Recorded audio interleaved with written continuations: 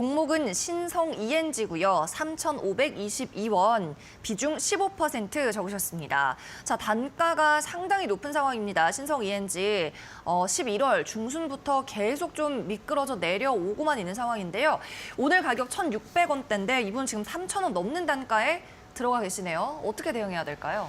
네, 일단은 신성ENG 지금 뭐 보시는 바와 같이 업황 자체가 좀 상당히 좀 좋지는 못합니다. 그래서 뭐 신재생 에너지 쪽이다라고는 하지만 태양광 사업과 이제 클린룸 사업을 좀 영위를 하고 있는 그런 업체입니다. 근데 지금 현재 단가 자체가 3,522원의 비중은 15% 정도다라고 하시면은 일단은 현재 뭐 손절을 하거나 뭘 할 수 있는 골든타임은 좀 지났다라고도 보여집니다. 그런데 이런데도 여태까지 끌고 오셨다라고 한다면 조금은 뭐 이 기업에 대한 미련이 있거나 무엇인가 이제 기업에 대해서 조금은 뭐 기대하시는 부분들이 좀 있으실 것 같다라는 생각이 좀 들어요. 근데 다만 신성ENG 같은 경우에는 앞으로에 있을 그러한 관점을 좀 보기보다는요. 지금은 기술적인 대응도 조금은 먹히지 않는, 그러니까 이평선 자체를 계속해서는 조금 탈출을 하고 있고 그로 인해서 조금은 하단 자체가 조금 열려 있는 상황이다라고 좀 볼 수가 있을 것 같습니다.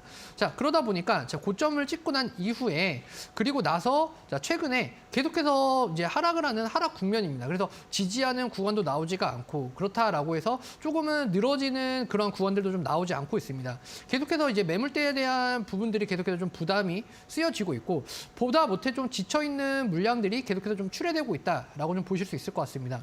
다만 신성ENG 같은 경우에 지금 뭐 추가 매수를 하는 것들은 조금은 의미는 좀 크게 가지지 않으시는 게 좀 좋으실 것 같고요.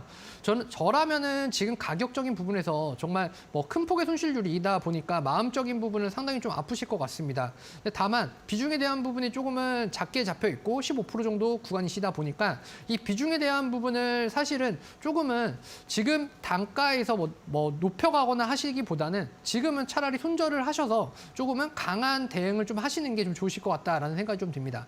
이제 앞으로 이제 내년도에 대한 시작이 또 있고 그 다음에 지금에 대한 부분들은 사실상 뭐 엔터주와 OTT 관련 쪽으로 좀 눈을 좀 돌려보시고 외국인들에 대한 수급들이 좀 쏠리고 있는 그런 쪽으로 좀 시선을 돌려서 종목에 대한 변경을 해보시기를 좀 권고해 드리도록 하겠습니다.